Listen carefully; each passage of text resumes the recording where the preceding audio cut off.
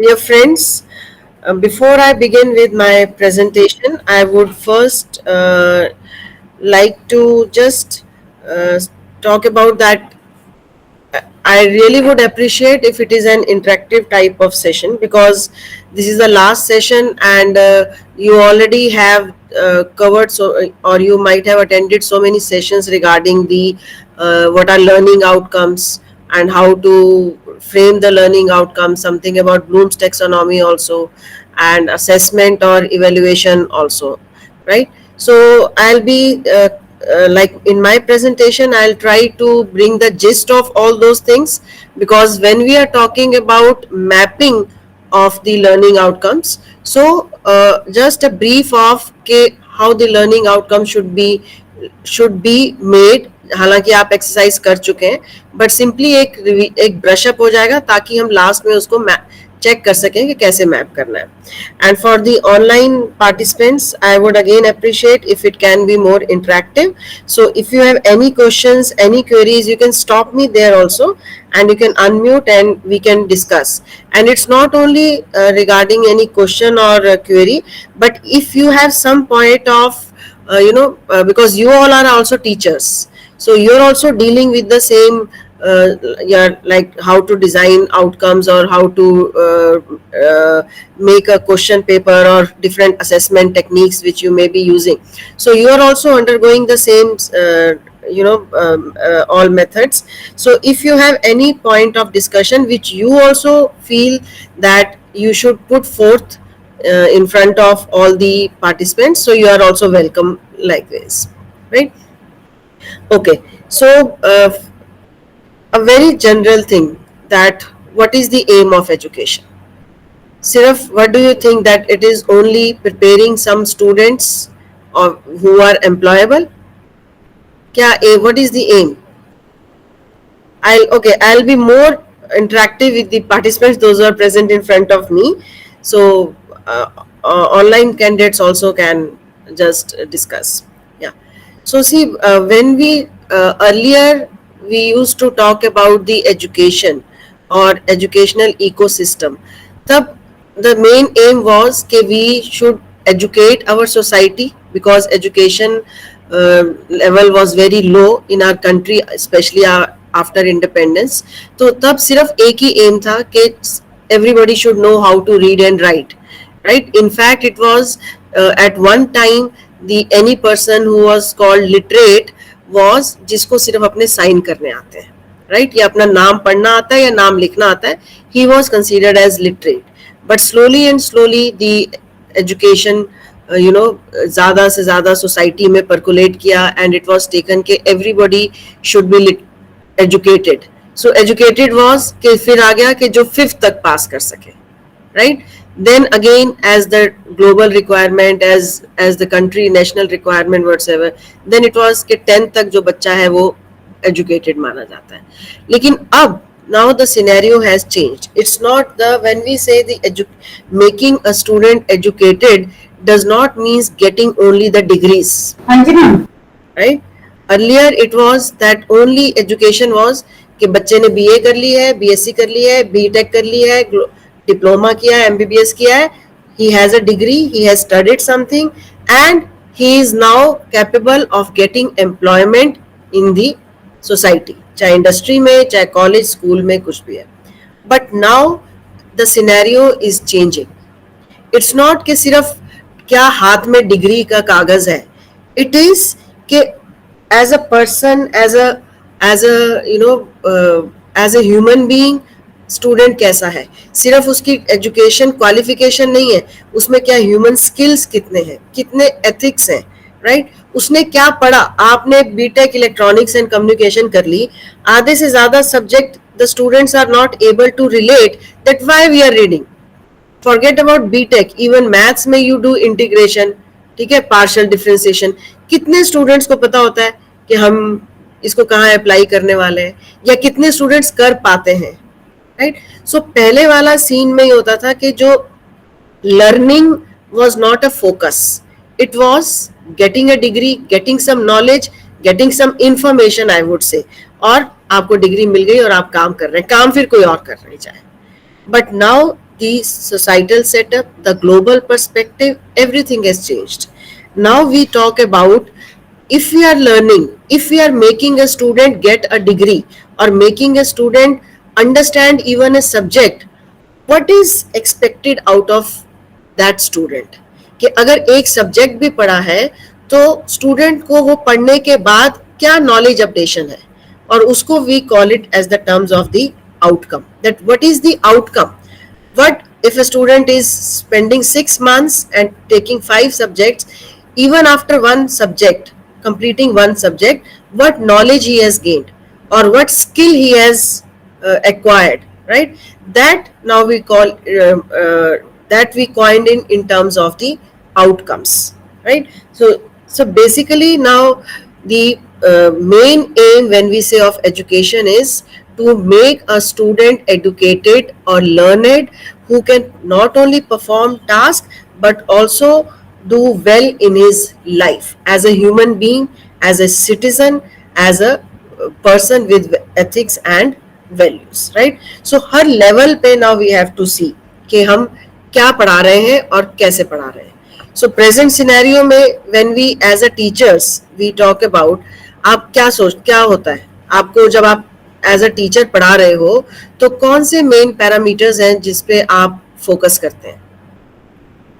एक चीज होती है कि आपको पढ़ाना क्या है, ठीक है, क्या कंटेंट्स हैं, that is your curriculum, that what you have to teach.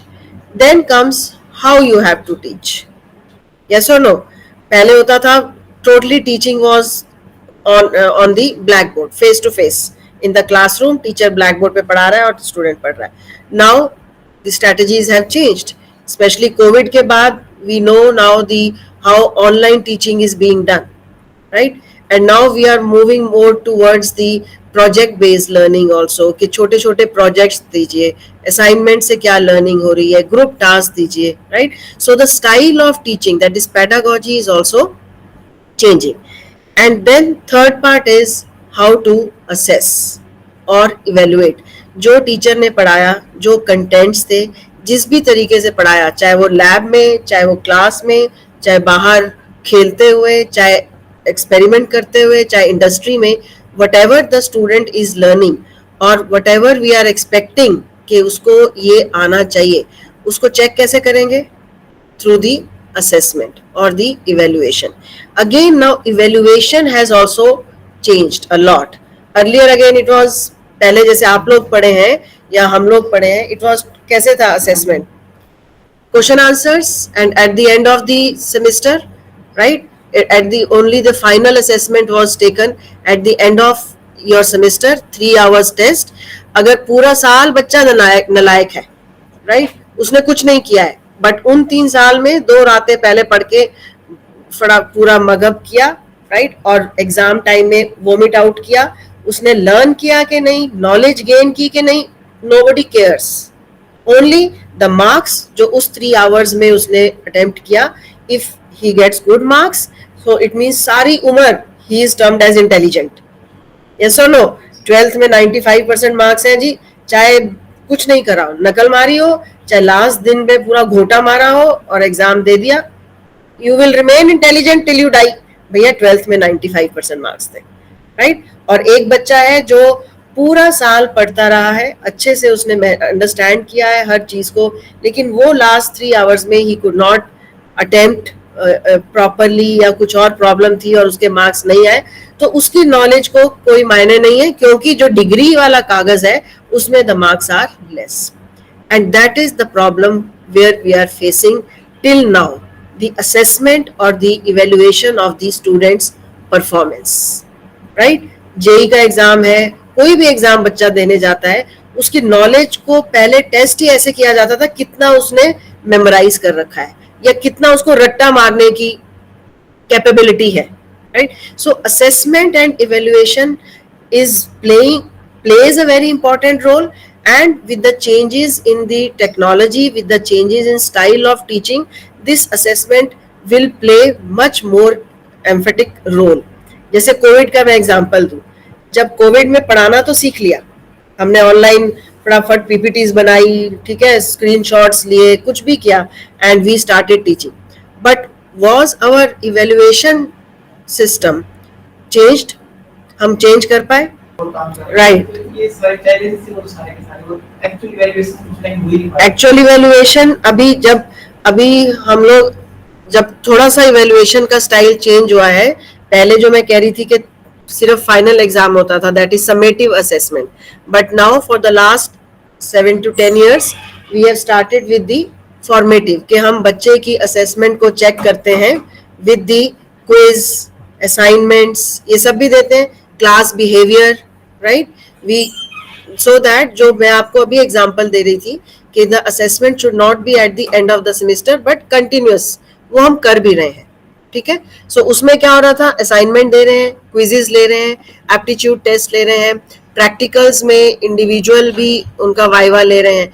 But during the Covid when the style of teaching, that is style online pedagogy हुई, this we faced a challenge of the evaluation, कि आप questions तो वही पूछ रहे हो ना जो आप क्लास टेस्ट में पूछते थे, and the students had there internet with them, their books with them, there notes with them, WhatsApp group बना लिए थे बच्चों ने कि तुम मुझे ये बताना चीटिंग, और सबका जो है उस सेमेस्टर में सबका सीजीपीए 9 से ऊपर, right?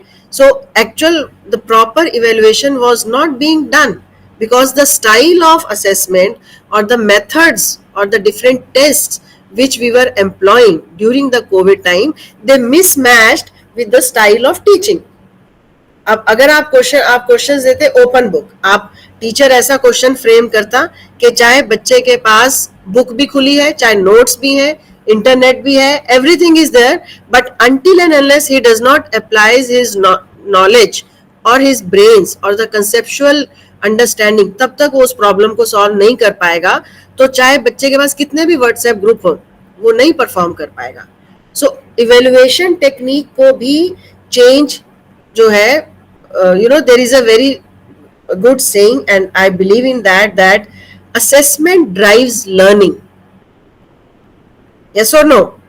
आप अपने कॉलेज में देखिए, अगर बच्चों को पता जाता है भैया इस टीचर ने ना यही तरह के क्वेश्चन पूछने हैं, ये इसका फेवरेट टॉपिक है और यही स्टाइल है, what is this, why is this, derive this, draw this, तो अगर वो टीचर एक क्लास को 1 सेमेस्टर पढ़ा दे तो बच्चे को पता होता है भैया इसने यही पूछना है और मैं यही पढ़ के जाऊंगा.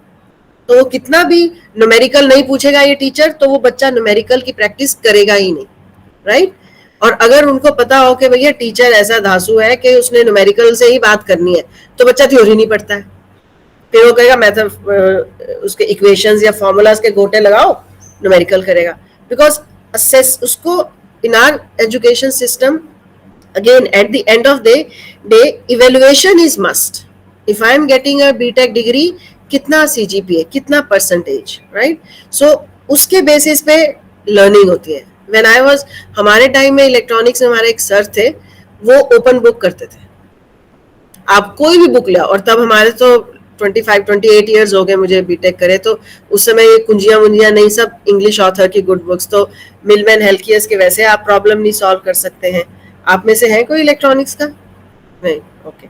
एनीवे, आप अपना भी कोई एग्जांपल देख सकते हैं. सो वो ओपन बुक होता था. सो वी न्यू कि चाहे पूरी बुक आपके पास पड़ी है, आपके नोट्स भी पड़े हैं, but you will be only able to solve the problem until you have the very conceptual knowledge of each and every fundamental. अगर वो पता है then you will be able to solve the problem. तो हम वही पढ़ के जाते थे. So assessment will always drive the learning. यही तभी प्रॉब्लम कोविड में हुई कि बच्चों की नॉलेज बिल्कुल नहीं हुई, क्योंकि उनको पता था क्वेश्चन पेपर तो वैसे ही आने हैं जिसका आंसर सीधा हमको अपने नोट्स या किताबों से मिल जाना है, और नहीं तो नेट पे डालेंगे, वही कॉपी पेस्ट करके कर देंगे.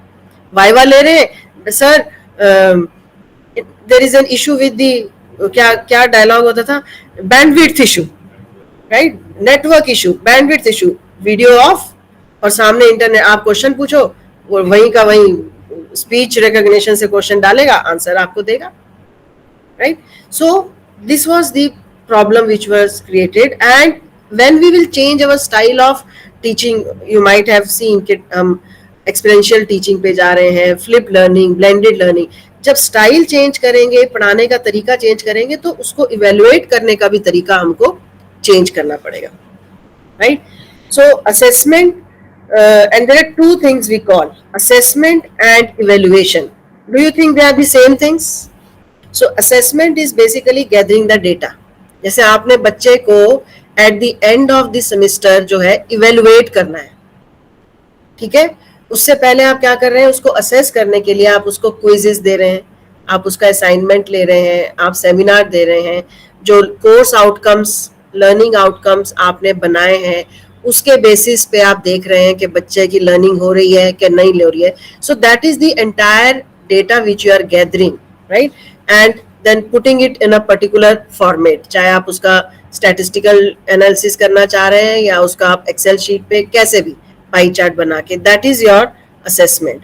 But when we say evaluation, that is using that gathered data to check and to analyze the learning और जो भी जिस काम के लिए आप evaluation कर रहे हैं.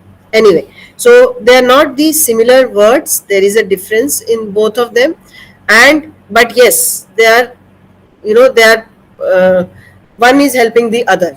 When we are evaluating, then you come to know कि आप में जैसे फीडबैक का है, राइट, जब स्टूडेंट असेसमेंट इज एक तरह से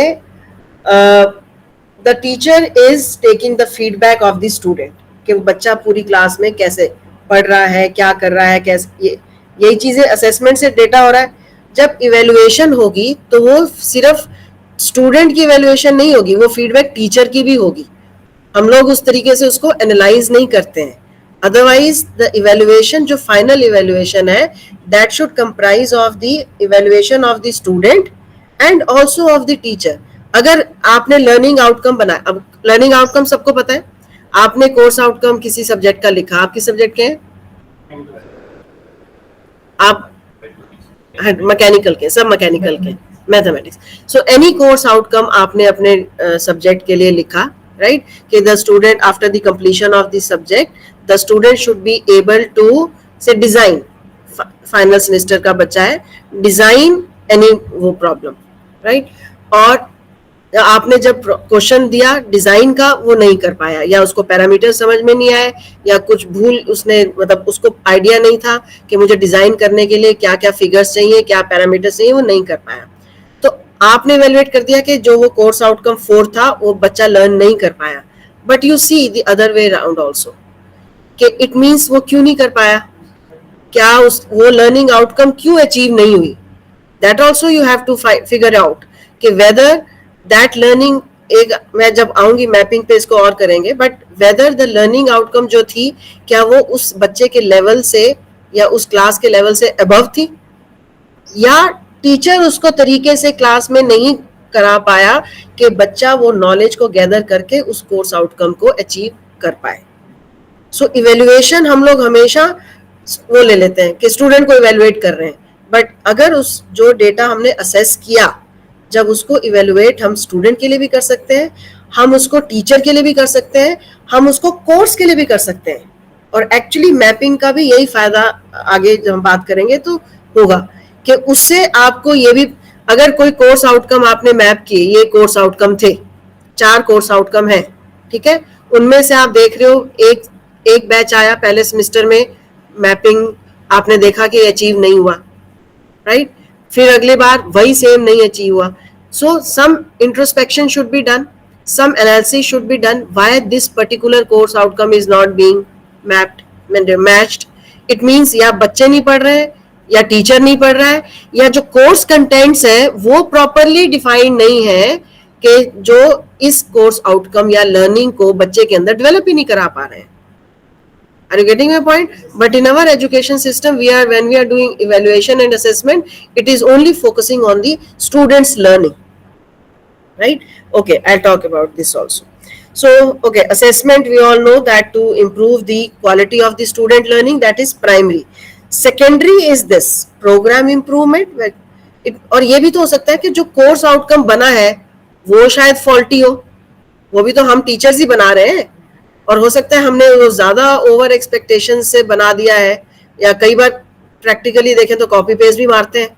अब डिप्लोमा का बना रहे हो और आप कह रहे हो कि उसको सिंथेसिस एंड एनालिसिस आना चाहिए. You can not expect a diploma student to do the analysis and synthesis और come up with the Bloom's taxonomy भी आप जानते होंगे. सो अगर आप higher level Bloom's taxonomy diploma वाले बच्चे से एक्सपेक्ट कर रहे हो और आपने वो कोर्स आउटकम बना दिया है, so that is not true, right. So programme improvement भी हो सकती है, फैकल्टी की इंप्रूवमेंट भी होगी, सिस्टम एज अ होल की भी इंप्रूवमेंट आप देख सकते हैं, और स्टूडेंट की तो ऑब्वियस है ही है, right. So evaluation as I said is using those assessment evidences जो हमने किए हैं टू इम्प्रूव इंस्टीट्यूशनल, डिपार्टमेंटल और डिवीजन और agency, right. I just wanted to give a small idea about, just to again brush up about the what when we say, जब आप different test और ये सब कर रहे हो तो उसमें evaluation और assessment को ध्यान रख के ही हमको देखना होता है कि क्या टेस्ट बना रहे हैं और कैसे कर रहे हैं, right. So this is taking the process by which the teacher will assess the learner's knowledge, skills and attitude. ये हमेशा हमारी एजुकेशन इन्हीं 3 पैरामीटर पे रही है. But again as I was mentioning earlier कि पहले हम सिर्फ नॉलेज पे ही फाइट करते रहे, है ना. शुरू में इंडिपेंडेंस में नॉलेज में ही कि बच्चे को नॉलेज दो, नॉलेज नॉलेज नॉलेज. फिर आया कि सिर्फ नॉलेज नहीं, स्किल की भी बहुत जरूरत है. तो फिर हम अब पिछले 15-20 सालों से हम स्किल की, वोकेशनल ट्रेनिंग कराओ, ये पॉलिटेक्निक्स में ये कराओ, बीटेक भी कर रहे हो तो लैब पे फोकस करो, राइट. अब क्या हो रहा है, जब से एनईपी आया है अब हम कह रहे हैं क्योंकि नॉलेज की अब कमी नहीं है, जो हम टीचर्स खड़े होकर अगर पढ़ा रहे हैं, हमसे ज्यादा इंटरनेट पे इतना नॉलेज है, जो बच्चा लेना चाहे उसकी कोई कमी नहीं है. इतनी बुक्स है, इतना इंफॉर्मेशन है, इतना मटेरियल है, बच्चा पढ़ सकता है, ठीक है. स्किल भी जिसकी इच्छा हो, बहुत एवेन्यूज है. लेकिन दोनों चीजों में मैं क्या वर्ड यूज कॉमन कर रही हूँ कि इच्छा हो, एटीट्यूड नहीं. अगर एटीट्यूड ना हो, आप बच्चे को इंटरनेट दे दो, अगर वो टॉपिक नहीं पढ़ना चाहेगा तो यूट्यूब फलाना बहुत सारी चीजें करने को. बट अगर उसको एटीट्यूड होगा तो ही will use that internet to find out, अच्छा मुझे ये टॉपिक समझ में नहीं आया है या क्लास में कवर नहीं हुआ है ढंग से, तो let me see what else. अगर कोई स्किल करना है, नहीं आ रहा है, let me open the YouTube पे गाने और पिक्चर देखने बजाय यूट्यूब पे वो ये देखेगा कि इस कैसे चलाना है या क्या करना है, कुछ भी उसका video, right. So now the focus of teaching and education is the developing that attitude. अगर एटीट्यूड हम डेवलप कर दें बच्चे के अंदर, तो नॉलेज और स्किल को वो किसी भी तरीके से कैसे भी करके कर सकता है.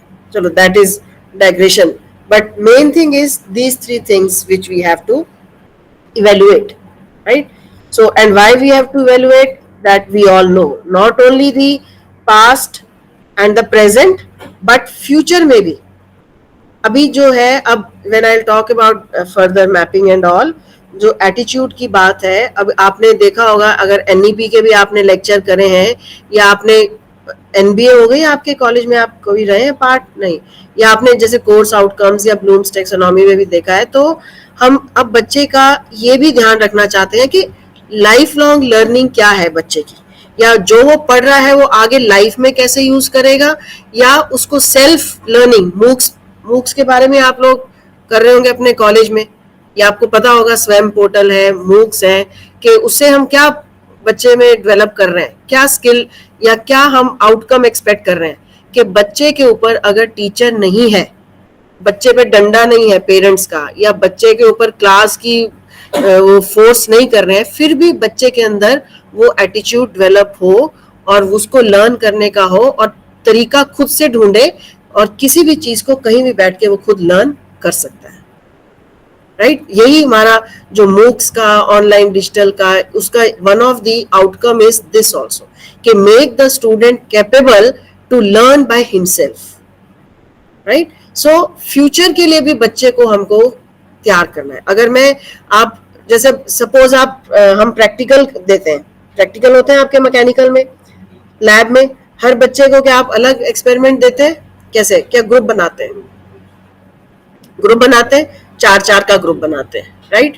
पहले वो ग्रुप बनाना मजबूरी थी, क्योंकि उतना सेटअप हर कॉलेज में नहीं होता था. कभी फाइनेंसिस का है, कभी स्पेस का है, ठीक है, कभी यूटिलाइजेशन का है। सो इतना ले लिया जाता था लैब्स में हर कॉलेज में कि 4-4 बच्चे का ग्रुप बनेगा और वो एक्सपेरिमेंट करेंगे, राइट।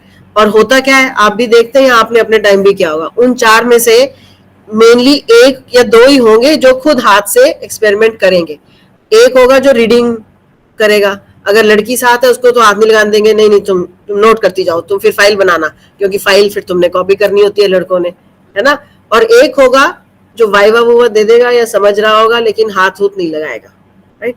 सो उससे क्या होता है, अगेन अगर मैं आउटकम कहूँ, लैब का outcome, that the student should be able to perform this experiment या ऑन द लेथ, या ही शुड बी, जो है, आप कैसे नो आउटकम, बिकॉज 4 में से 3 ने तो हाथ ही नहीं लगाया, है ना। एक बंदा लेथ को सिर्फ घुमा ही रहा होगा और एक उसकी पॉलिश कर रहा होगा या डायमेंशन नोट कर रहा होगा।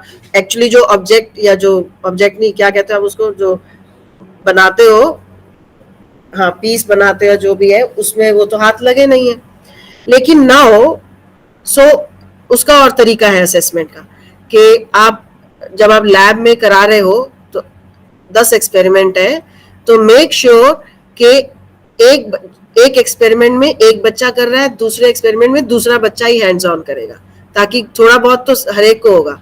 ओके, वो अलग बात है। But what I want to say is कि जब हम वो 4 बच्चों को इकट्ठा कर रहे हैं, अब रिसोर्सेज की ज्यादा कमी नहीं है, आप और भी कर सकते हैं, लेकिन उन चारों को एक साथ करने से टेक्निकल नॉलेज और स्किल को छोड़ के जो लाइफ लॉन्ग के लिए और हमारे एटीट्यूड्स हैं, team work, leadership.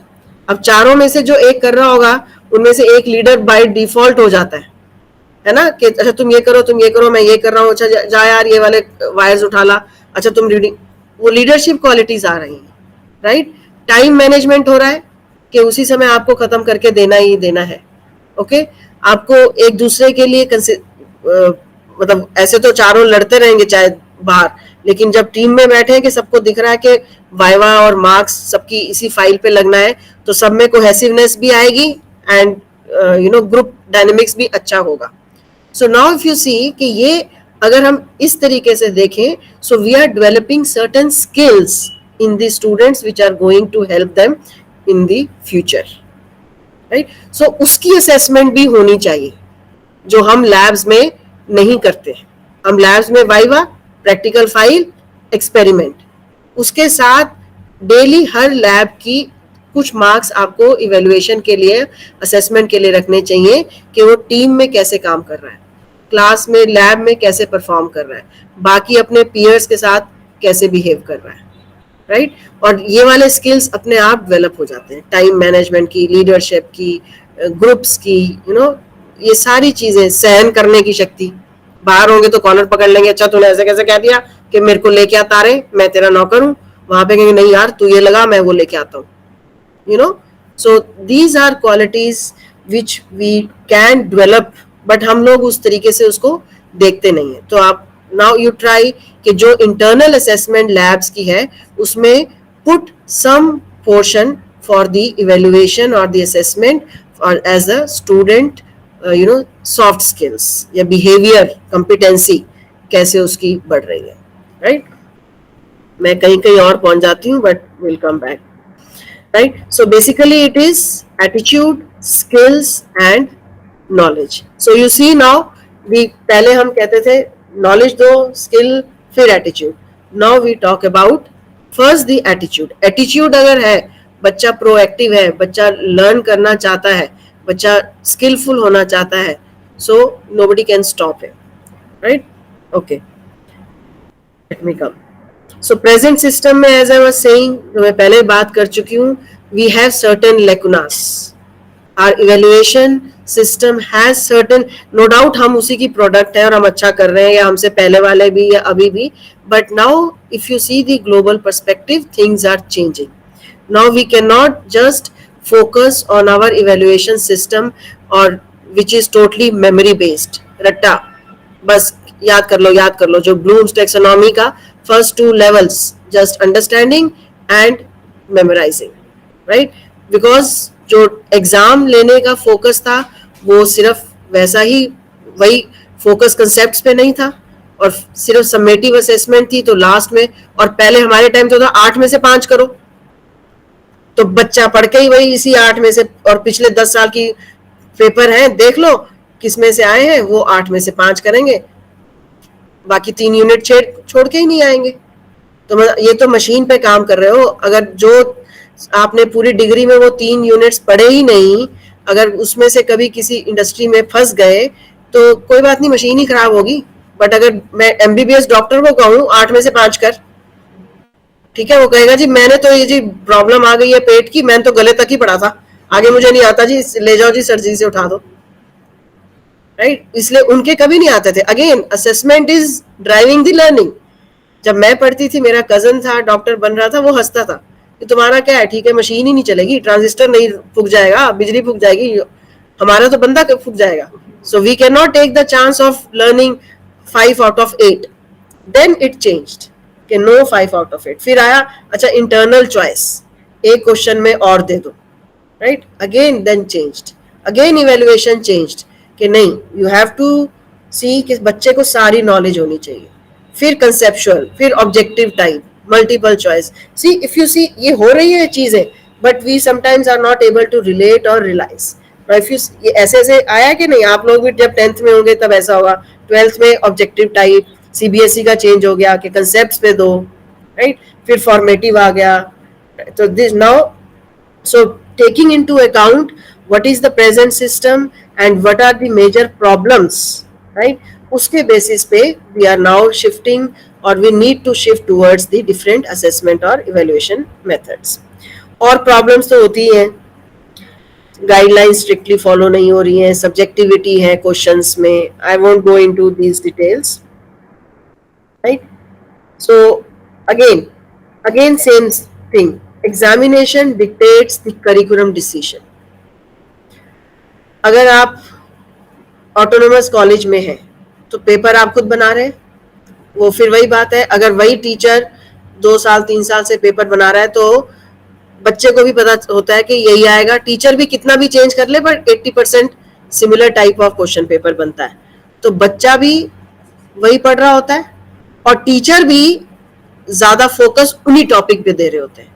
You know, आपने भी देखा होगा कि जब क्लास के सेमेस्टर के लास्ट की क्लासेस होती हैं, उस समय जो वो थोड़े से नालायक बच्चे होते हैं वो सारी क्लासेस अटेंड करने पहुंच जाते हैं। एक तो अटेंडेंस के लिए चलो, और दूसरा उनको पता होता है कि जो लास्ट 2-3 क्लासों में टीचर कराएगा ना वही पेपर में आ रहा होगा, या जो छूट गया होगा तो वही वो करा देगा, वही पेपर में आ जाएगा। सो अगेन जो एग्जामिनेशन में आना है, जिसके बेसिस पे इवेलुएट होना है, उसी के बेसिस पे वो करिकुलम का उतना ही पोर्शन पढ़ रहा होगा। और टीचर भी कहेगा कि ये, हम लोग भी कई बार कहते हैं ना कि ये पोर्शन इसलिए डालो कि गेट के एग्जाम में आता है। जब मैं करिकुलम में हम लोग करते हैं तो कई बार हमें लगता है कि कुछ सब्जेक्ट्स जो हैं they are obsolete, now I don't want them. हर चीज ऑटोमेशन हो रही है तो मुझे इंडस्ट्रियल पावर इलेक्ट्रॉनिक्स में थायरिस्टर और ये सब पढ़ाने की कोई जरूरत क्या है जब मैं हर चीज ऑटोमेट कर हो रहा है। लेकिन हम क्यों डालते हैं कि गेट में आएगा, यूजीसी के नेट में आएगा, बच्चा आगे कैसे पढ़ेगा। हम भी वही कर रहे हैं ना, बिकॉज एग्जामिनेशन और इवेल्युएशन के बेसिस पे we are changing the curriculum. जबकि हमें पता है कि ये इंडस्ट्री में बच्चे को जाके कोई हाथ से थायरिस्टर और एससीआर लगाने के लिए नहीं कहेगा। Am I right or not? Right? So these are major drawbacks in our evaluation and we prevent the experimentation. मुझे याद है हमारा एक एंटीना की लैब थी और वो बड़ी महंगे उसके वो आते थे, तो हमारा लैब असिस्टेंट नहीं इसको हाथ, इसकी सेटिंग मैं ही करूंगा, इसको तुमने सिर्फ देखना है, वेव गाइड लगाओ, ये फ्रीक्वेंसी डालो, ये देखो, ये रीडिंग नोट करो। क्योंकि एक्सपेरिमेंट प्रिवेंट, या कई बार सेटअप नहीं है, कई बार नॉलेज नहीं है, whatsoever may be the reason. So in the present system, because of this, the proper treatment of the subject was hampered, right? So again, there are question paper की quality, subjectivity. अब engineering में तो ये problem नहीं आती है, क्योंकि अगर न्यूमेरिकल बेस्ड है, बच्चे ने स्टेप्स किए हैं, आंसर किए हैं, तो कोई भी बच्चा वो वही करेगा। लेकिन जो ह्यूमैनिटीज के कुछ सब्जेक्ट्स हैं या कुछ ऐसे हैं, वहां पे सब्जेक्टिविटी बहुत मैटर करती है. अब मैं कहूँ कि अभी पीछे भी प्रॉब्लम एक आया था ना क्वेश्चन के कश्मीर जो है वो पाकिस्तान के लिए दे देना चाहिए या इंडिया में रखना चाहिए, इसके ऊपर कुछ वो है. अब मैं अगर इस फेवर में हूँ कि नहीं कश्मीर इंडिया के पास ही रहेगा, तो कोई स्टूडेंट जिसने आंसर कश्मीर और पाकिस्तान का कितने भी सॉलिड रीजन दे रखे हो, but my bent of mind is Kashmir towards India, so I will evaluate the student performance on the basis of my subjectivity, right? So that is the problem. That is why we say कि question paper ऐसा बनना चाहिए कि it should be independent of the person who is checking the question. और तभी अब 12th में या अब हम लोग भी ये करते हैं ना स्टेप वाइज मार्किंग पहले, कि अगर बच्चे ने ये लिखा है टोटल क्वेश्चन 5 मार्क्स का है, अगर डेफिनेशन लिखी है, यूनिट्स लिखे हैं 1 मार्क, उसका एप्लीकेशन लिखा है 1 मार्क, ये प्रॉब्लम सॉल्व कर दिए 2 marks, so that X Y Z anybody is sitting totally, it should be uniform checking और इवेल्युएशन, जो पहले हमारे में प्रॉब्लम थी. Then there is one more issue, that is the moderation. Now in a class, suppose आप maths के हैं, right, आपने आप इलेक्ट्रॉनिक्स के बच्चे भी वही मैथ्स पढ़ेंगे, केमिस्ट्री इलेक्ट्रिकल के भी पढ़ेंगे, सब पूरे कॉलेज के 300-400 बच्चा है, सब मैथ्स पढ़ेगा. And you are not the only teacher, 3-4 teachers जो है वो उसी समय में सबको मैथ्स पढ़ा रहे हैं. तो जो आप लोग जिस स्टाइल, करिकुलम तो सबका सेम है, ओके, बट जो इंटरनल असेसमेंट है या क्वेश्चन पेपर भी, अगर if you are from the same university तो सेम आएगा, बट अगर ऑटोनोमस है तो कई बार होता है आप अलग अलग भी बना दें. तो does any moderation committee exist in your college which moderates के 4 अलग टीचर पढ़ा रहे हैं, तो लेकिन क्वेश्चन पेपर वैसा बनना चाहिए कि जो चारों की टीचिंग के सेम हो. बोर्ड से भी जो स्टेप मार्किंग है ना वो नहीं आती है, वो स्टेप मार्किंग भी नहीं आती है, और बोर्ड भी वेरी करती है, जब रीचेकिंग के लिए कॉपीज आती है तो उसमें मार्क्स वेरी करते हैं टीचर. हाँ, वही प्रॉब्लम है, क्योंकि हम या उस पर टाइम नहीं देते हैं या उसको हम जरूरी नहीं समझते हैं, राइट. तो जब मॉडरेशन नहीं हो रही है, टीचर डिफरेंट है, स्टाइल डिफरेंट है, असेसमेंट डिफरेंट है, तो आप सबको एक ही स्केल पे इवेलुएट कैसे कर सकते हो. Okay, so now these things are happening and we have, जहाँ नहीं हो रही है वहां पे भी ये हमको करना है.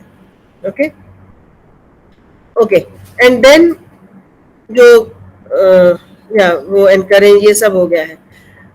Non seriousness in conducting examination, ये तो बहुत वाइड टॉपिक है जिसपे सब कुछ ही आ जाएगा, चाहे ह्यूमन वैल्यूज हैं, चाहे एथिक्स है, कुछ भी है.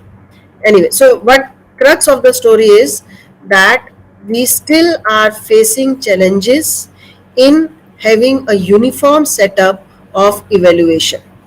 किस बेसिस पे evaluate करना है बच्चे की परफॉर्मेंस को, वो अभी भी पूरा तरीके से फुल प्रूफ भी नहीं है और यूनिफॉर्म भी नहीं है, राइट. सो अब इसका मतलब जब यूनिफॉर्मिटी लानी है और हमको देखना है कि बच्चे को कैसे evaluate करना है, एक चीज तो हम यूनिफॉर्म कर सकते हैं कि हम ये डिफाइन कर सकें कि अगर ये बच्चा मैथ्स की इंटीग्रेशन का एक सब्जेक्ट पढ़ रहा है, सो हमें उससे क्या आउटकम एक्सपेक्टेड है, और उन्हीं को हम लर्निंग आउटकम्स या कोर्स आउटकम्स कह रहे हैं. अगर वो चाहे कॉलेज उत्तर प्रदेश में हो, चाहे कॉलेज हिमाचल प्रदेश में हो, चाहे कर्नाटका में हो, अगर कोर्स आउटकम हमारे यूनिफॉर्म है कि एक मैथ्स का फर्स्ट सब्जेक्ट बच्चा पढ़ के निकले तो उसको बेसिक नॉलेज ऑफ डिफरेंशिएशन और वो होनी चाहिए, he should be able to apply Laplace transform, जो भी है, अगर वो सिमिलर होगा तो एटलीस्ट हम जब इवेलुएट कर रहे हैं तो ये कुछ तो यूनिफॉर्मिटी होगी कि आउटकम ये एक्सपेक्टेड था बच्चे से, वो आप कैसे डिलीवर ले रहे हो वो अलग तरीका हो सकता है. आप चेक कर रहे हो लैपलेस के क्वेश्चंस मल्टीपल चॉइस देके, कोई कर रहा है न्यूमेरिकल देके, कोई कर रहा है उसको कंट्रोल सिस्टम की एग्जांपल देके, but outcome is same, right. तो एटलीस्ट ये तो है ना कि बच्चे ने ये लर्न करना था और वो लर्न किया है. किस तरीके से किया है, तरीके डिफरेंट हो सकते हैं, but the final reach, the goal और द ऑब्जेक्टिव और the learning outcome is same. So that is why we are putting so much focus on the course outcomes and learning outcomes, right? So this is the model of OBE, क्योंकि पूरा model ही system का outcome based education है कि पूरी educational framework को change करा है based on the outcome. Because outcome सिर्फ एक कोर्स आउटकम नहीं है जिसकी हम आज बात करने वाले हैं, we have programme outcomes also, right, we have the programme educational outcomes also. अभी तो हम बिल्कुल फर्स्ट लेवल पे कर रहे हैं कि एक सेमेस्टर में एक सब्जेक्ट जो पढ़ाया है उसके क्या कोर्स आउटकम्स है, और उसके अंदर भी अगर 5 यूनिट्स है तो उन 5 यूनिट्स के क्या आउटकम्स हम एक्सपेक्ट कर रहे हैं। But the entire educational framework consist of learning outcomes at the course level and then at the program level also, कि अगर बच्चा डिप्लोमा इन मैकेनिकल करके जा रहा है सो उसके क्या आउटकम्स हमको एक्सपेक्टेड है, या बच्चा बीटेक करके जा रहा है इलेक्ट्रॉनिक्स में तो उसको हम नाम अलग, टर्मिनोलॉजी अलग कर देते हैं, we call them as programme outcomes. Even after degree करने के 4-5 साल बाद भी वी असेस और चेक के बच्चा क्या कर रहा है, that is programme educational objectives और outcomes. So what I want to say is the entire educational system is now based on the outcomes at different levels, and there we call it as outcome based education, right? So ये आप कर भी चुके होंगे, आपको idea भी होगा। So this is just again refreshing the model where we talk about this learning outcomes, right? This course learning outcomes, program education, and mission and vision. So this is totally PDCA cycle. We plan, we do, check and then act. So planning is कि क्या हमें course outcomes होने चाहिए, क्या programme होना चाहिए, उसके हिसाब से आप क्या पढ़ा, सिलेबस क्या डिजाइन करोगे, कैसे पढ़ाओगे, ठीक है, क्या तरीके करोगे, कैसे इवेलुएट करोगे। अब आप कहो कि मैंने C++ लैंग्वेज पढ़ानी है, ठीक है, और आप उसको लैब में करा रहे हो, teaching style is totally on experiment based, question में पूछ रहे हो हाउ व्हाट, तो दिस इज नॉट जस्टिस। आप इवेलुएट भी उसको किस बेसिस पे करोगे, फिर प्रोग्राम राइटिंग कैपेबिलिटीज पे, right. So then you check कि आपने जो बच्चों को पढ़ाया, जो असेस किया, और अगर वो नहीं अटेन हुए हैं या नहीं ठीक है, then you act to find out कि क्या चेंज, कहाँ पे चेंज रिक्वायर्ड है, क्यों नहीं हुआ है। Okay, so this is your OBE। Again course outcomes, blooms taxonomy, ये भी आप अच्छे से आपको आइडिया हो गया है। And then we come to the course outcomes. So course outcomes, as I am again and again saying, are outcomes. आपने कर भी लिया, सर ने कहा कि आपने बनाए भी हैं अपने, आपने किया, वो भी किया होगा एक। So it should B smart. Smart means S is for it should be specific outcome for on a specific category. Broader नहीं होना है, बिल्कुल स्पेसिफिक। अगर आप उसको कोई भी डिजिटल इलेक्ट्रॉनिक्स में if you are teaching them से simple Boolean algebra, so it should be specifically related to कि the student should be able to solve the problems related to the boolean algebra. बहुत broad कर दोगे तो फिर वही वो इतना वाइडन हो जाएगा कि आप you can not then assess properly कि ये आउटकम अचीव हुआ कि नहीं हुआ। अब आप कहो कि he should have the knowledge of Boolean, अब नॉलेज में तो कुछ भी कर दो, या हम जो वर्ड यूज करते हैं understand, he should be able to understand the concept of basic Boolean algebra. So that is wrong, right? So it should be specific, then it should be measurable, right? क्योंकि जब हम mapping करेंगे हमको उसको quantify करना है, तो जब तक आप मेजर नहीं कर, एब्स्ट्रैक्ट दोगे, he should be able to gain knowledge। अब नॉलेज की तो आप कैसे भी क्वांटिफाई नहीं कर सकते हो। जब आप कहोगे he should be able to analyze, he should be able to illustrate, तो ठीक है, उसने इलस्ट्रेट किया या नहीं किया, कितना किया, उसके लेवल को आप क्वांटिफाई कर सकते हो। You can not use abstract terminology for the course outcomes. Then it should be result focused, obviously, क्योंकि उसी के बेसिस पे हमको इवेल्युएशन भी करनी है और चेक भी करना है। And it should be tailored specifically for the programme. ये नहीं कि आपने इलेक्ट्रॉनिक्स के लिखे तो चाहे वो DSP पे लगा दो, चाहे कम्युनिकेशन पे लगा दो, चाहे किसी पे लगा दो, वो आपको प्रॉपरली उसी स्पेसिफिक प्रोग्राम के लिए, उसी स्पेसिफिक उसके लिए होने चाहिए। So they are smart, specific, measurable, achievable, realistic and time bound. So these are certain verbs ये आप कर चुके होंगे जो आपने ये करा. Okay, now I come to the assessment. So assessment we basically outcomes जो भी हम बनाते हैं they are related or divided into three broad categories, right? ये भी आप कर चुके हैं, cognitive, affective and psychomotor. और इन्हीं के बेसिस पे आपको assessment activities करनी है, रखनी है. जैसे आपको lectures, tutorials, discussions, right? और उसको assess कैसे करेंगे? End exam, essay से, reports, interviews, vivas, affective में lab problem. So this is you all know about, right? So again the pyramidal approach, and this is in relation to the Bloom's taxonomy. कि बच्चे को पहले he should know, then he should know how to be done or how it is being done, then he should be able to show, right? That is जो ऊपर वाले higher order वाले Bloom's taxonomy, that is Willy is able to analyze or synthesize, create, and then whether it does application. वही है blooms taxonomy का ही pyramid है, और उसी के बेसिस पे you should frame your assessment. See why? Because course outcome भी आपका हर लेवल का बन रहा है, तो आप उसको असेस करने के लिए भी हर लेवल पे आपको क्वेश्चन है. अगर आपके 2 मिड एग्जाम है और एक फाइनल एग्जाम है, तो आपके क्वेश्चन पेपर पहले से ही आई टॉक अबाउट कि वो ऐसे डिजाइन होने चाहिए कि आपको हर लेवल पे क्वेश्चन लेवल बढ़ाते जाना है depending on the Bloom's taxonomy. तो जैसे अब आपको सिर्फ चेक करना है फर्स्ट 2 लेवल नॉलेज, सो उसके लिए you can have simple MCQs, simple small multiple choice questions, right? And then when you come about के हाउ टू डू, मतलब अंडरस्टैंडिंग के बाद नॉलेज, तो आप पेपर भी उसको दे सकते हो. मतलब ये एक टॉपिक के ऊपर है.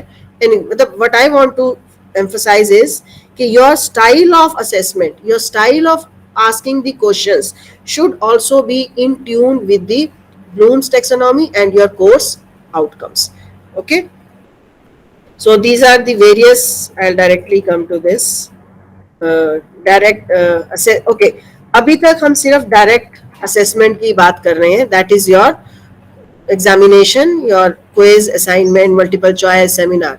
But we have some indirect assessment also, which is going to make them again future ready, right? And some developing that attitude, developing those soft skills. Uske liye we have to go for the indirect assessment, right?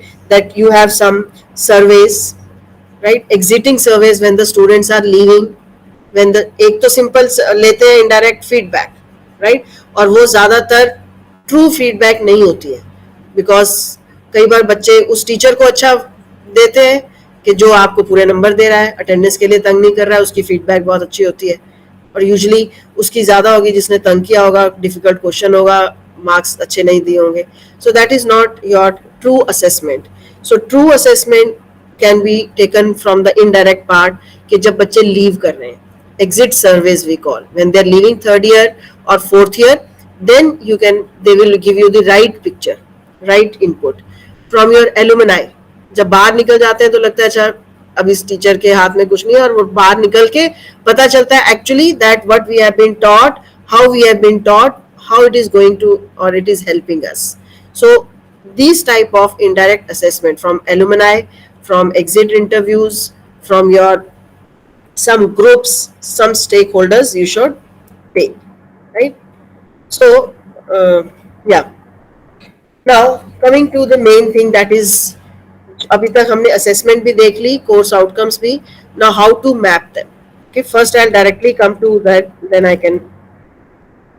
Yes, so every teacher before starting, जैसे आपको कहा गया है कि आपको college अपना class start करने, session start करने से पहले you should have the course outcomes designed, right? In the similar way, you should have this assessment plan also predefined. That is, if I have 4 course outcomes, right, what type of questions, or in what, whether in mid semester or final semester, or I'm taking 2 quizzes, I'm taking 2 assignments, 1 seminar, 2 mid semester या 1 mid semester है और 1 final है, right? So it means I'm talking about 6 assessment techniques, and 1 or 2 I can keep for the punctuality, or I keep it for the this जैसे seminar दे रहे हैं तो presentation, communication skills, right. कोई भी जो भी आपके असेसमेंट टूल्स या test items which you have defined कि I have these 9 or 10 items, a mapping should be done that how these test items will be related to every course outcome. अगर पहला course outcome है that the student should be able to, right, बताइए कोई भी, आप बताइए अपना maths का बताइए कोई भी. आप simple first course outcome, usually आप जो कोर्स आउटकम भी लिखेंगे वो भी ऐसे लिखते हो ना कि हर लेवल पे हो और नॉलेज को भी चेक करें, स्किल को भी चेक करें. To apply the knowledge of numerical analysis to solve. चलिए, apply the knowledge of numerical analysis to find the area of under the curve, right? अब इसका मतलब अब आपको पहले ये क्लियर होना चाहिए कि मुझे अगर बच्चे का ये चेक करना है तो इसका मतलब उसको न्यूमेरिकल एनालिसिस की भी पता होना चाहिए और उसको एरिया अंडर द कर्व का भी पता होना चाहिए और उसको ये भी पता होना चाहिए कि मुझे उस फॉर्मूला का उसको अप्लाई कैसे करना है. तो आप इसका मतलब एक तो आप उसको न्यूमेरिकल देंगे ही देंगे, कुछ आप मल्टीपल चॉइस भी देंगे जिसमें वो न्यूमेरिकल एनालिसिस या area under the curve. So it means if you want to assess कि मेरा कोर्स आउटकम 1 एक बच्चे ने अटेन किया या नहीं किया, वो मैं कैसे चेक करूंगा? वो इसका मतलब मैं उसको क्विज में भी दूंगा, उसको मैं एक असाइनमेंट भी दे दूंगा कि different area under the curve लेके और कुछ टूल्स, डिफरेंट टूल अप्लाई करो और एरिया निकालो, या डिफरेंट न्यूमेरिकल टूल्स करो, एक एरिया को डिफरेंट टूल से कैसे कर सकते हो. सो it means now if you see this, so it means अगर मुझे टेस्ट लेना है या असाइनमेंट देना है तो मुझे कौन से कोर्स आउटकम्स को मैप करना है. This is the crux of the thing कि एक ये मैट्रिक्स आपके टीचर की थोड़ा बहुत प्लस माइनस हो सकता है क्योंकि आप स्टार्टिंग में क्वेश्चन नहीं बनाते हैं, we do not make question papers, but this should be clear because if course outcomes are clear, last course outcomes है कि आपका the student should be able to apply और डिजाइन एनी कुछ भी, ठीक है, थर्मोडायनेमिक्स होम का कुछ भी आप ले लो example, design this. So it means आप उसको कैसे चेक करोगे? उसको आप मेन फाइनल एग्जाम में तो क्वेश्चन दोगे ही ना कि डिजाइन का एक पूरा प्रॉब्लम दोगे कि नहीं दोगे. फिर आप उसको एक हो सकता है आप मिनी प्रोजेक्ट भी दें, अगर आपको उसका डिजाइन बड़ा है, माइनर पार्ट है, आप उसको एक मिनी प्रोजेक्ट दे दें उस लैब में. तो अब आपके दिमाग में थोड़ा सा तो आप ये रखना पड़ेगा कि इस कोर्स आउटकम को अगर मुझे चेक करना है that the student has achieved और नॉट, सो इट मींस उसको क्वांटिफाई कैसे करेंगे? असेसमेंट से. असेसमेंट कैसे?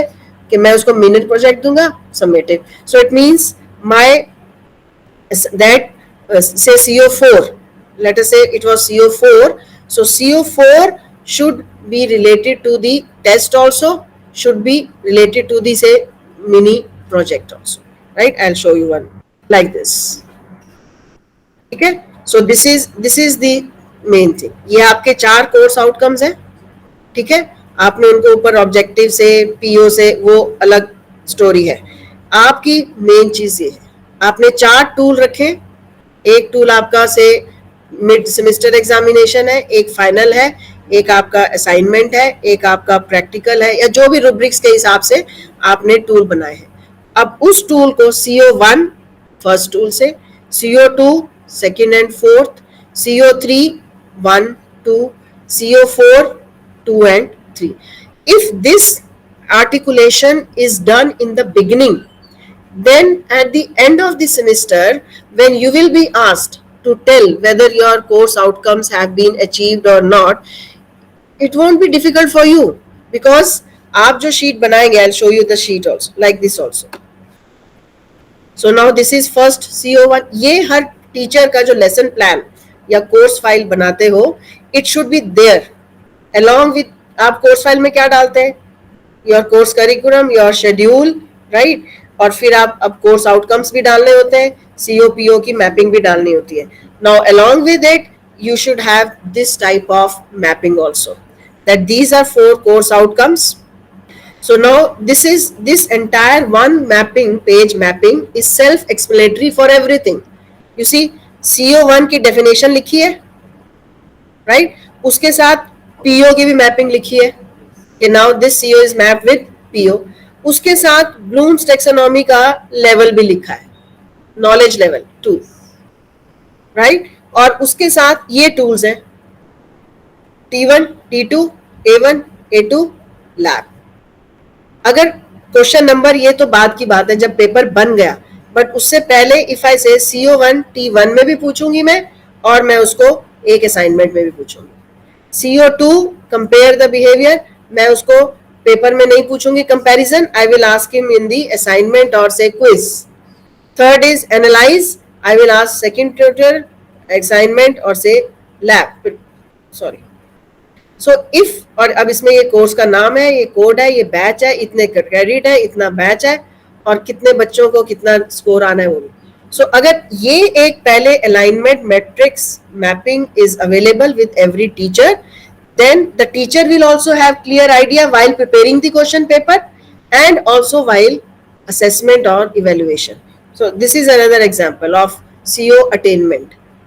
So when you are checking the CO attainment, so now if you see, this is roll number, this is name, and every question in every term या जो भी आपका tool है उसमें कितने मार्क्स किसके हैं वो लिखा है, आपने एंट्री करी, एक्सेल फाइल बना दी, आपको सिर्फ एंट्री करनी है, right, and then you get here total marks, total कितने थे, बच्चे ने कितने किए और कितना परसेंटेज है, और उसके बेसिस पे you can simply see whether you have course outcome is attained or not. This is the crux of the story. First thing is mapping, articulation, three things. First thing is articulation, before the beginning articulation. Second thing is proper mapping, that is after you make the question paper, तब ये ऐसे वाली बनेगी जिसमें you can define even the question papers also, and those both of them will then help you in checking whether you have attained the CO or not. Okay. Payment आपने कैसे इसमें निकाला होगा, जो ब्लूम टेक्सोनॉमी का एक concept ले लिया हमने मॉडल लेवल 2, वो पेमेंट कहां से निकालनी है? नहीं, वो अटेनमेंट नहीं निकालोगे, वो तो आपके उसके ऊपर है, जिसमें आपको क्वेश्चन पेपर भी दिखाती हूँ एक मिनट, ये क्वेश्चन पेपर है, वो उसमें अटेनमेंट नहीं आप निकाल सकते, कि निकालने की जरूरत भी नहीं है। पता करूंगा कि उसको ये ब्लूम टेक्सोनॉमी का ये वो कि आप उस, वो आपके उस पे है कि आप उसका क्वेश्चन कैसे पूछ रहे हो, ठीक है। अब आपने एक सिंपल क्वेश्चन पूछा से मैकेनिक्स का लीवर का क्वेश्चन, ठीक है, एक तरीका है आप उससे पूछ लो कि एक्सप्लेन डिफरेंट या compare different type of levers being used in this one, ठीक है। इसमें अब आप खुद सोचो कि बच्चे की कौन से लेवल की आप क्या चीज चेक कर रहे हो, सिर्फ अंडरस्टैंडिंग और नॉलेज ही चेक कर रहे हो?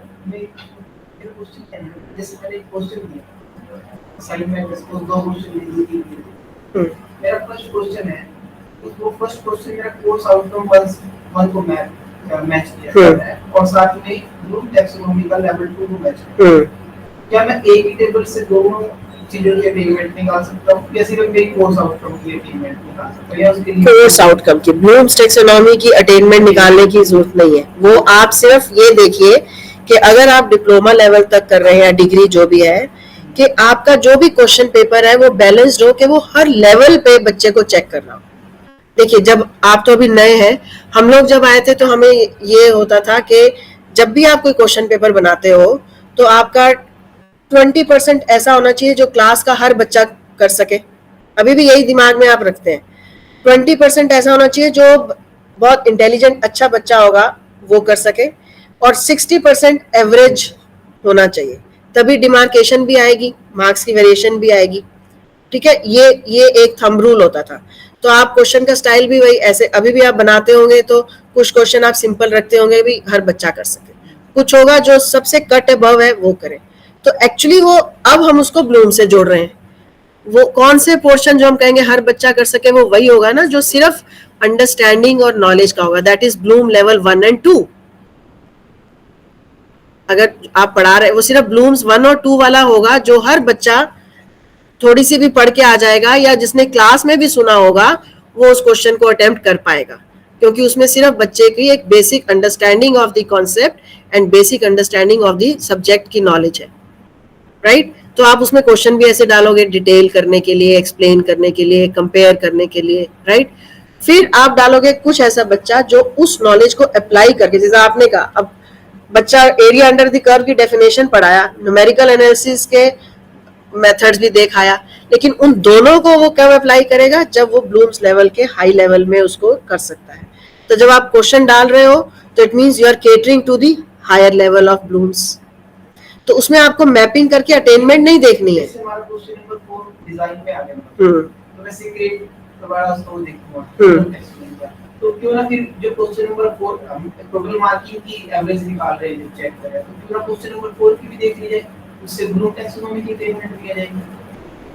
ब्लूम्स टैक्सोनॉमी की अटेनमेंट से करके आपको होना, मतलब क्यों करना है आपको? एक्चुअली एक्रेडिटेशन की टीम है, उन्होंने कहा कि आपने ब्लूम के अटेनमेंट क्यों नहीं निकाला, ब्लूम टैक्सोनॉमी कि हमने ये क्यों बताया कि कोर्स आउटकम्स के निकाला हुआ था। ऐसा तो मैंने नहीं सुना कि ऐसे न्यूज़ से क्वेश्चन किया क्या अटेन किया बच्चे ने, किस लेवल की अटेनमेंट करी है? क्वेश्चन की तो ब्लूम टैक्सोनॉमी पे बेस्ड है, पर जो मैपिंग है वो आपकी सिर्फ कोर्स आउटकम्स की कोर्स ब्लूम टैक्सोनॉमी की जो अटेनमेंट लेवल है वो आपने नहीं निकाला। देखो ये ऐसा है कि जैसे होता है ना, हम भी टीचर हैं कि जब बच्चा सामने वाला हमें दिख रहा है, सब कुछ पढ़ के आया हुआ, सब कुछ कर रहा है, तो कुछ ऐसा पूछो जो ब्लूम्स टैक्सोनॉमी की कहीं पे मैं भी एनबीए कराती हूँ और वो कहीं जरूरत नहीं होती है ऐसे। पूछा गया था तो उन्होंने कहा था अपनी कोर्स फाइल को ज्यादा इंप्रूव करो। वो मैं वही कह रही हूँ ना, जो सब कुछ ठीक है तो फिर अब कहाँ पकड़े? अदरवाइज ब्लूम्स टैक्सोनॉमी ये जरूर है कि जब मैं कहती हूँ कि बैलेंस्ड क्वेश्चन पेपर हो, तो उसमें अगर हम डिप्लोमा में हैं तो हमारा क्वेश्चन पेपर का इतना होना चाहिए कि हर लेवल को वो केटर कर रहा हो। इसीलिए मैं जैसे ये एग्जांपल है जो मैं आपको ये दिखा रही थी कि जब क्वेश्चन पेपर भी आप बनाएं, कौन से सीओ से है और इसके साथ ब्लूम्स टैक्सोनॉमी भी हो। जो एमबीए कर चुके हैं वो कर रहे होंगे, जो नहीं कर रहे हैं वो इसकी हैबिट वो डाले कि पहले हम सिर्फ मार्क्स डालते थे, अब आपको सीओ भी बताना है और आपको ब्लूम्स लेवल भी बताना है।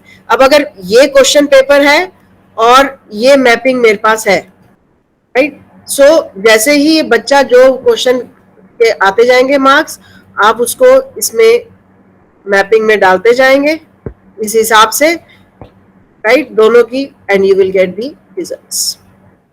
So the crux of the story is that every course file of every faculty member should have a proper mapping of course outcomes and the various tools he is using, and that is discretion of the teacher. If it is a autonomous college, if number of teachers are teaching the same subject, then a proper moderation has to be done. All the teachers teaching the same subject, especially जो applied science वाले होते हैं, उनको इकट्ठे बैठ के they have to define this mapping, right? And then based on this criteria they have to design the question paper also, because mapping जो अगर proper mapping है so it will give you the systematic review कि जो आपने course outcome बनाए वो भी ठीक बने कि नहीं, जो अचीव हो रहे हैं वो भी सही अचीव हो रहे हैं कि नहीं। और अगर कल को मे बी ब्लूम्स टैक्सोनॉमी में भी कहें कि नॉलेज लेवल भी बच्चे का मैप करो, सो वो इससे भी you can work it out, right? So programme mapping and assessment mapping has to be done effectively, right? और जितना आप सिंपलर रखेंगे उतना टू डायमेंशनल मैट्रिक्स बना के, जैसे मैंने आपको बताया, course outcomes and the different tools, and try to align. Starting में it will be difficult, right? थोड़ा सा आपकी भी alignment कम होगी, but once it becomes a practice, then things will be. I know we did NBA in 2010-11, तो ऐसे इतना पहाड़ लगा था हमें, क्योंकि तब ना कोर्स आउटकम पता थे ना ब्लूम्स टैक्सोनॉमी पता थी, तो बहुत मुश्किल हुई थी। बट जब करते आए तो अब now we are doing it. तो सिंपलीफाई करने के लिए मैंने एक काम किया था, जैसे मेरा सेशनल 1 का सिलेबस है, उसके कोर्सपोंडिंग मैंने एक पूरे सीओ कोर्स के कोर्सपोंडिंग CO1 बनाया, सेशनल 2 के पूरे सिलेबस के कोर्सपोंडिंग वो एक्स्ट्रा हो गया, और सेशनल 3 के कोर्सपोंडिंग CO2, ताकि मैं असाइनमेंट में भी जो मैं क्वेश्चन डाल रहा हूँ जो कोर्स वर्क आउटकम से ही जो कोर्स आउटकम 1 है उससे रिलेटेड ही डालूं, बजाय कि एक सेशन में मैं CO1 2 3 तीनों एक साथ मेजर करूं। से वो आपके लिए आसान आसान हो गया असेस करना, लेकिन बच्चे के उससे देखे वो आउटकम्स अलग है। हाँ, लेकिन बच्चे के उससे देखे मतलब एक कोर्स आउटकम वो एक तरह से ब्लॉक लर्निंग हो गई कि आपने उस बच्चे के नॉलेज अंडरस्टैंडिंग सब कुछ उस पर्टिकुलर पोर्शन में जो असेस कर लिया, पढ़ा दिया, उसके बाद खत्म, आगे फिर अगले को आप कर रहे हो, तो एक वो स्टैंड अलोन एंटिटीज हो गई। जबकि मेन कोर्स आउटकम्स का मतलब है कि पूरे एंटायर 6 महीने जब वो है तो उसकी उस इंटरलिंक्ड होना चाहिए। तो आपके लिए तो वो इजी हो गया।